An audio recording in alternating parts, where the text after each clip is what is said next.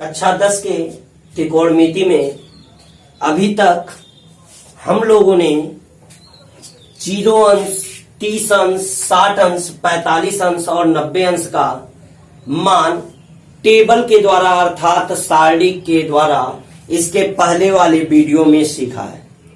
उसके बाद मैंने 30 अंश, 60 अंश और 45 अंश का जियोमेट्रिकल व्याख्या अर्थात शेप के द्वारा 0 डिग्री, 60 डिग्री, 30 डिग्री, 60 डिग्री और 45 डिग्री अर्थात 45 डिग्री का मान शेप के द्वारा बताया है अर्थात आकृति के द्वारा बताया है। अब हम लोग 0 और 90 अंश के मान को जियोमेट्री के द्वारा व्याख्या करेंगे कि 0 अंश और 90 अंश का मान किस प्रकार से ज्ञात होगा। तो हम देखते हैं पहला 0 अंश के लिए क्या देखते हैं। 0 अंश के लिए क्या होता है तो सर्वप्रथम हम कुछ अपने दिमाग में बात सोचते हैं। मैंने एक फिगर बना लिया ABC। क्या बना लिया? ABC एक फिगर बना लिया जिसमें B राइट एंगल है और ABC राइट एंगल ट्रायंगल है। B क्या है? राइट एंगल अर्थात 90 डिग्री है। अब हम देखते जा रहे हैं कि हम जैसे जैसे इस कोण को छोटा करते जाएंगे, जैसे जैसे हम A को अर्थात इस मान ले थीटा और इस थीटा को जैसे जैसे हम 0 की ओर लेकर जाएंगे। 0 की ओर लेकर जाना का मतलब हम इस कोण को और छोटा करते जाएंगे तो यह देखते जा रहे हैं कि अपने आप बिंदु C जो है वह B के क्या होते जा रहा है? निकट आता जा रहा है। अर्थात जैसे जैसे हम थीटा को छोटा करते जा रहे हैं वैसे वैसे यह C बिंदु क्या होता जा रहा है? नजदीक आता जा रहा है। आप लोग को दिख रहा होगा एकदम स्पष्ट। आप लोग देखिए यह इतना बड़ा कोण है। जब मैंने इस कोण को छोटा कर दिया देखिए यह C बिंदु कहां आ गया? यहां पे आ गया। और जब मैंने और छोटा कर दिया यह C बिंदु और नजदीक आ गया। ऐसे ही मैं जब 0 अंश पर आ जाऊंगा तो यह C बिंदु B पर लाई हो जाएगा अर्थात B पर आ जाए। अर्थात हम कह सकते हैं कि जैसे जैसे हम कोण A को छोटा करते जाएंगे वैसे वैसे C B के समीप आता जाएगा और एक समय A इतना छोटा होगा कि B C पर क्या होने लगेगा? लाई करने लगेगा। अर्थात BC क्या हो जाएगा?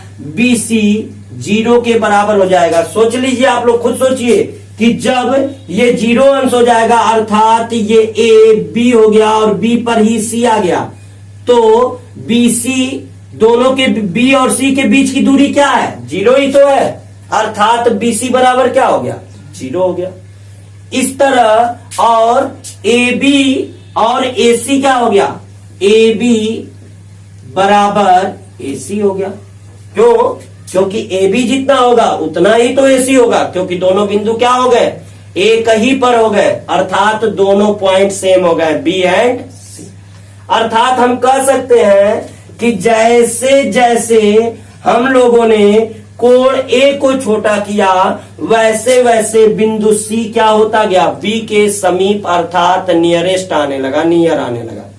और जैसे जैसे A 0 के एकदम करीब हो गया वैसे वैसे B C पर लाई करने लगा अर्थात B और C एक ही बिंदु पर टिक गए। अब हमें क्या दिखा कि ये B और C चूंकि एक ही बिंदु पे है अतः BC का मान क्या हो जाएगा? 0 हो जाएगा। AB बराबर क्या हो जाएगा? AC हो जाएगा। अब हमें जब 0 अंश का मान निकालना होगा तो साइन 0 अंश। जब मैंने थीटा का मान 0 अंश लिया तो ये लंब BC हो गया, लंब बट्टा में कर्ण क्या हो गया? AC हो गया। अब BC क्या है? 0 है अब 0 के बट्टे में कुछ भी हो उसका मान क्या आता है? 0। अतः आप टेबल में देख लीजिएगा कि साइन 0 अंश का मान क्या 0 है? वास्तव में रियल में साइन 0 अंश का मान क्या होता है? 0 होता। टेबल के भी द्वारा और जियोमेट्रिक के भी द्वारा।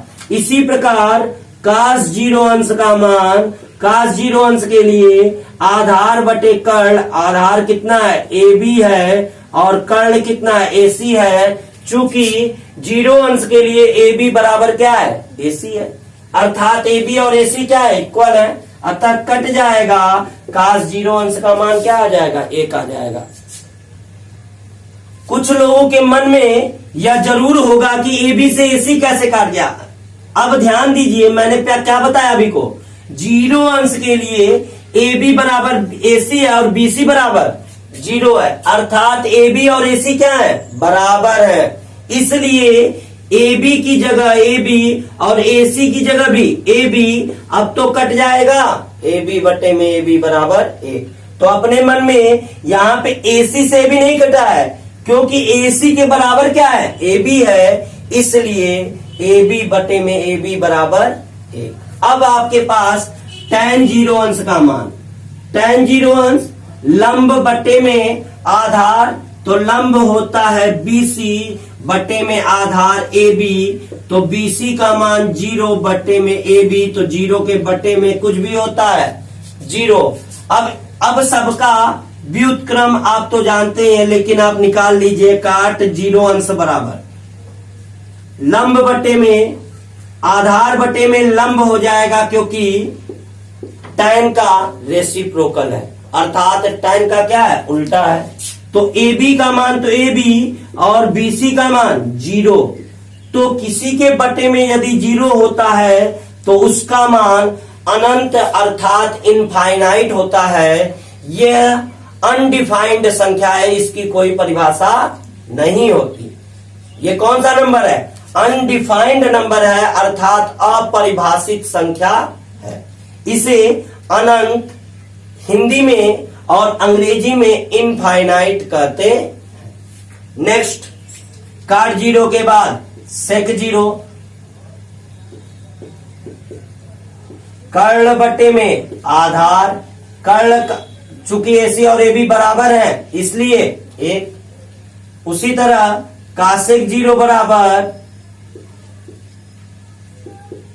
कर्ण बटा लंब AC बटा BC, BC बटे में 0 हो जाएगा, बटे में 0 हो गया तो पूरा क्या हो जाएगा? इनफाइनाइट, अर्थात कासेक 0 का मान इनफाइनाइट होता है। अब हम लोग 90 अंश के बारे में सीखते हैं। क्या होता है 90 अंश के बारे में? तो फिर से आप लोग एक बार 0 अंश के बारे में सुन लीजिए कि जैसे जैसे हम कोण A को 0 के करीब लाते हैं वैसे वैसे क्या होता है? ये C बिंदु B के निकट आता जाता है, और जब यह बिंदु, यह कोण 0 हो जाता है तो C B पर लाई करने लगता है, अर्थात C बिंदु B पर आ जाता है।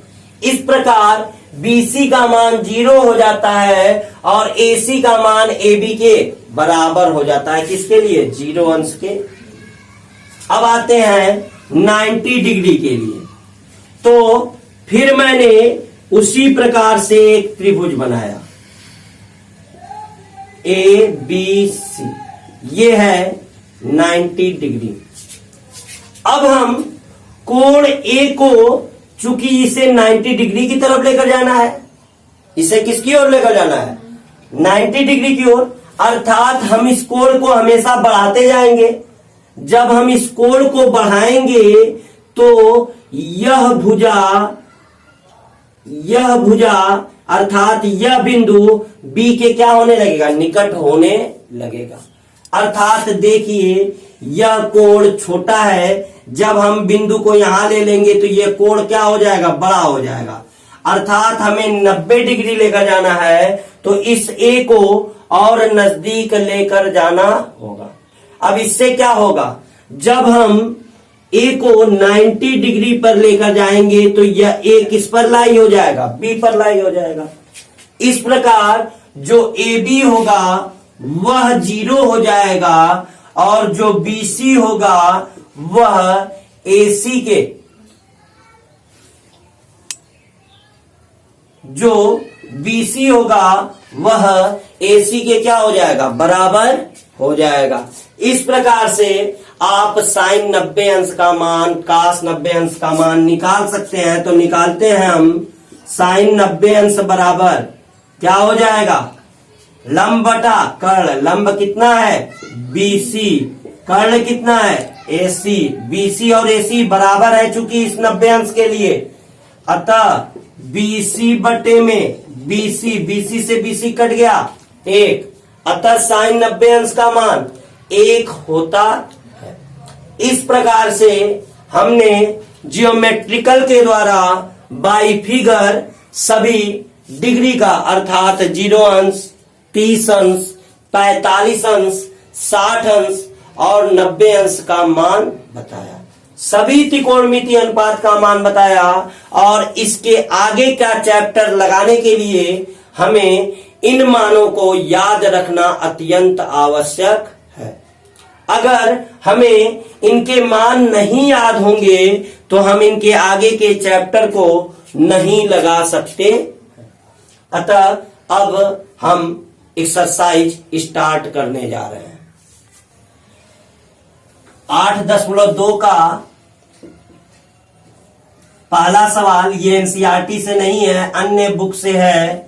आप लोग एनसीईआरटी से लगाइए और बताइए कि कौन सा क्वेश्चन नहीं आया। लगभग में मैंने सभी क्वेश्चन बताया है। तो आप लोग 8.2 में एक क्वेश्चन देखिए, क्या है, sine square 30 degree plus cos square 45 degree plus cos square 30 degree का मान ज्ञात कीजिए। अब हमारे दिमाग में यह पहली बात होनी चाहिए कि इनके मान क्या है। साइन 30 अंश के मान, कास 45 अंश के मान, कास 30 अंश के मान। क्योंकि मैंने उस दिन बताया था कभी भी किसी ट्रिग्नोमेट्रिक रेशियो का यदि स्क्वायर होता है तो वह पूरे ट्रिग्नोमेट्रिक का स्क्वायर होता है, न कि केवल ट्रिग्नोमेट्रिक का। वह पूरे एंगल के साथ स्क्वायर होता है। अर्थात हम साइन स्क्वायर 30 डिग्री को अर्थात 30 डिग्री को साइन 30 का होल स्क्वायर लिख सकते। अब मैंने पहले ही बताया कि इस चैप्टर के लिए हमें मानों की बहुत जरूरत पड़ेगी। तो हम देखते हैं साइन 30 अंश का सारणी में क्या मान है। आप देखिए और देखकर बताइएगा क्या हमने सही लिखा है। तो साइन 30 अंश का मान, पहले तो हम सॉल्यूशन लिख दें और हमें जो दिया है, given that sine square 30 degree plus cos square 45 degree और कास स्क्वायर 30 डिग्री की क्या बतानी है, वैल्यू बतानी है, अर्थात क्वेश्चन मार्क। अब साइन स्क्वायर 30 अंश प्लस कास स्क्वायर 45 अंश प्लस कास स्क्वायर 30 अंश। अभी को मैंने क्या बताया कि हमें इनके मान चाहिए। तो साइन 30 अंश का मान होता है 1/2 और पूरे का होल स्क्वायर, क्योंकि स्क्वायर है, प्लस कास 45 का मान होता है 1/√2 पूरे का होल स्क्वायर प्लस कास 30 का मान होता है √3/2 पूरे का होल स्क्वायर। अब आपको क्या दिखेगा, 1/2 का होल स्क्वायर मतलब 1 का स्क्वायर 1, 2 का स्क्वायर 4, तो 1/4 प्लस 1 का स्क्वायर 1 और √2 का स्क्वायर। कोई भी चीज अगर रूट में है तो उसका स्क्वायर करने पर वह रूट से बाहर अर्थात 2। इसी प्रकार 3 का 3 और 2 का 4। अब हम क्या ले लें, एलसीएम ले लें। तो 4, 2 और 4 का एलसीएम 4 होगा। अब 4 से 4 में डिवाइड करेंगे कितना आएगा 1 आएगा। अब 1 का मल्टीप्लाई उसके न्यूमरेटर में अर्थात अंश में 1 1 जा 1, 2 से 4 में डिवाइड करेंगे 2 2 जा 4 अर्थात 2 1 कम 2 और 4 से डिवाइड करेंगे 4 1 जा 4, जिससे डिवाइड करते हैं उसी के न्यूमरेटर में गुणा करते हैं यानी 3 1 जा 3। अब क्या हो जाएगा 1 2 3 3 3 6 4 6/4। अब ये कट हो रहा है तो 3 2 जा 6 2 2 जा 4 अर्थात आंसर हो जाएगा 3/2। That's answer. नेक्स्ट क्वेश्चन है sine 30 degree plus cos 30 degree minus sine 60 degree plus cos 60 degree बराबर क्या, अर्थात इसका मान क्या होगा। यह तो आप लोगों के लिए बहुत ही आसान है, अगर आप लोग खुद लगाएं तो इसको लगा सकते हैं, लेकिन देखिए हम एक बार और बता दे रहे हैं, पहले इस सवाल को उतार लीजिएगा फिर उसके बाद सबका मान रखिएगा। साइन 30 डिग्री इक्वल टू होता है 1/2 और cos 30 डिग्री इक्वल टू होता है √3/2। ब्रैकेट बंद, बीच में माइनस तो माइनस उतार दिया, फिर साइन 60 डिग्री बराबर होता है √3/2 प्लस cos 60 डिग्री बराबर होता है 1/2। आपको क्या दिख रहा है, जितना इधर प्लस में है उतना ही इधर माइनस में है, अतः यह पूरी संख्या इस पूरी संख्या से कट जाएगी अर्थात क्या आ जाएगा 0 आ जाएगा, क्योंकि ऊपर से ऊपर कटा है न कि अंश से हर कटा है। यदि अंश से हर कटता है तो 1 आता है, और अगर दाएं बाएं में कटता है अगल बगल में कटता है तो 0 आता है। That's all. इस सवाल को क्या दिया हुआ है 3 sine 30 degree minus 4 sine cube 60 degree equal to क्या, व्हाट, अर्थात इसकी भी वैल्यू बतानी है तो फिर से वही काम, इसको उतार लीजिए। फिर 3 साइन 30 डिग्री का मान होता है 1/2 माइनस 4 साइन 60 डिग्री का मान होता है √3/2 का होल क्यूब, अर्थात क्या हो जाएगा 3 1 जा 3 3/2 माइनस 4 इंटू, क्योंकि क्यूब है, क्यूब का मतलब होता है √3 इंटू √3 इंटू √3। चूंकि इन दोनों का पेयर बन जाएगा अतः 3 बाहर निकल जाएगा, इसका पेयर नहीं बनेगा इसलिए यह रूट में रह जाएगा, अर्थात 3√3/2 का क्यूब 2 इंटू 2 इंटू 2 अर्थात 2 2 जा 4 2 जा 8। वैसे तो आप लोग को लर्न होना चाहिए कि 2 का क्यूब क्या होता है 8 होता है, 3 का क्यूब 27 होता है, 4 का क्यूब 64 होता है। कुछ चीजें आप लोगों को लर्न रहने से सवाल लगाने में क्या होगी, आसानी होगी। तो 4 2 जा 8, अब 3 3 दोनों में से 3/2 कॉमन है तो 3/2 कॉमन, तो यहाँ का 1 यहाँ का -√3। That's answer. नेक्स्ट क्वेश्चन है x tan 45 degree into cos 60 degree equal to sine 60 degree cot 60 degree. कहने का मतलब है कि इतने के बराबर इतना है, इतने के बराबर क्या है इतना है, तो हमें x की वैल्यू निकालनी है। x का क्या निकालना है, मान निकालना है। तो आसानी से चूंकि दिया है given that x tan 45 degree cos 60 degree equal to sine 60 degree cot 60 degree.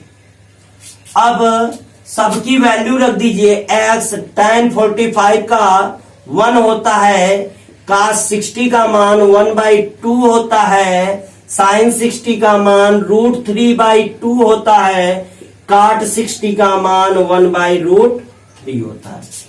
चूंकि बराबर के इधर ये दोनों गुणे में है और जितना न्यूमरेटर है उतना डिनोमिनेटर है, कट जाएगा और यहाँ पे यक्स 1 जा 1 और x/2 और यहाँ पे 1/2। अब 2 क्या होगा, इधर से इधर क्रॉस मल्टीप्लीकेशन हो जाएगा। तो क्रॉस मल्टीप्लीकेशन का मतलब, क्योंकि हमें x की वैल्यू निकालनी है, अतः केवल 2 को इधर लेकर जाने की जरूरत है, पूरे को नहीं। तो 2 का गुणा इधर कर दें तो इधर भाग में है, डिवाइड में है, तो इधर डिनोमिनेटर में तो इधर न्यूमरेटर में 2 1 जा 2/2, 2 से 2 कट गया तो x = 1, अर्थात x की वैल्यू 1 है। प्रूव्ड करना है √3 + 1 एक ब्रैकेट में into 3 - cot 30 degree equal to tan³ 60 degree -2 sin 60 degree, अर्थात दायां पक्ष बराबर क्या दिखाना है, बायां पक्ष, अर्थात LHS बराबर RHS दिखाना है।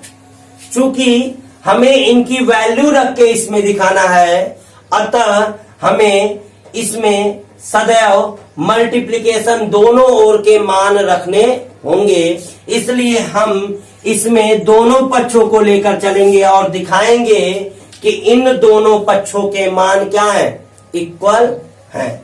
तो हम देखते हैं √3 + 1 into 3 - cot 30 degree equal to cot 30 का मान कितना होता है, √3 होता है, tan 60 का मान √3 का होल क्यूब -2 sin का मान √3/2, sin 60 का मान √3/2।